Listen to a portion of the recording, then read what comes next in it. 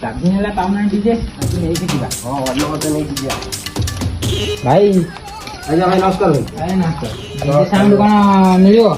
ଭାଇ ସବୁ ତ ଭାଇ ସବୁ 2 ଲକ୍ଷ ଉପରୁ ଯାହା ଡିଜେ ଥିଲା ସବୁ ବୁକିଂ ହେଇଗଲା। ଆଜି ଯାହା ଲକ୍ଷ ଟଙ୍କା ଭିତରେ ଥିଲା ସିଏ ବି ବୁକିଂ ହେଇଯାଇଛି ଭାଇ। ଆଉ କେତେ ଟଙ୍କା ଧରିକି ଆସିଛନ୍ତି? 20,000 ଭଳିଆ ଆଣିଛି ହବ? ନାଇଁ ନାଇଁ ଭାଇ 20,000 ଭିତରେ କିଛି ଡିଜେ ଆସିବନି ଭାଇ। 21,590 ଟଙ୍କାରୁ କମ ଆସିବନି ତା ତଳକୁ। ଆରେ 21,500 ପରେ କୋଉ ଡିଜେଟା ହବ? ହବ ଯେ ଆମର ରିଏଲମିର ପାଣି ଫଟା ଡିଜେ ହବ ଭାଇ। ଆଉ ତୁ ସାଉଣ୍ଡ କୋଉ ଭଳିଆ ଏମିତି ଦେଖନ୍ତୁ। ହଗ ଅପରେଟର ଟିକେ ସାଉଣ୍ଡ ଟା ଚେକ୍ କଲ। ବାବୁ କୋଉ ଡିଜେଟା? ଆମର 21,590 ଯୋଉ ଡିଜେଟା ଅଛି ସେଠି ଟିକେ ସାଉଣ୍ଡ ଚେକ୍ କରିଦେଲ। ହଁ ଭାଇ ପୋକୋ ଡିଜେ ଅଛି ଆମର।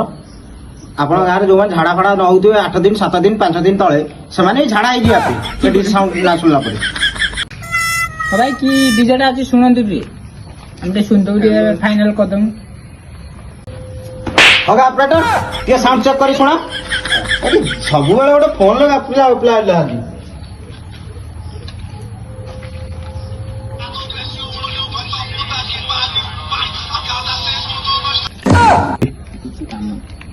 ଭାଇ ୟାଠୁ କଣ ଅଧିକା ସାଉଣ୍ଡ ଅଛି ଦେଖ, ଅଧିକା ପଇସାରେ କଣ ସାଉଣ୍ଡ କୋଉ ଭଳିଆ ଯେଟା ନେଇଯିବ ଆଉ।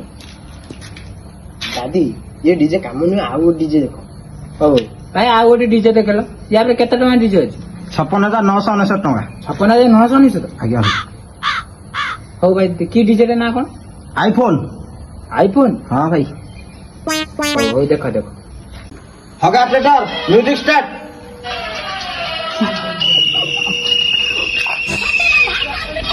दादी ये डीजे पूरा ओके।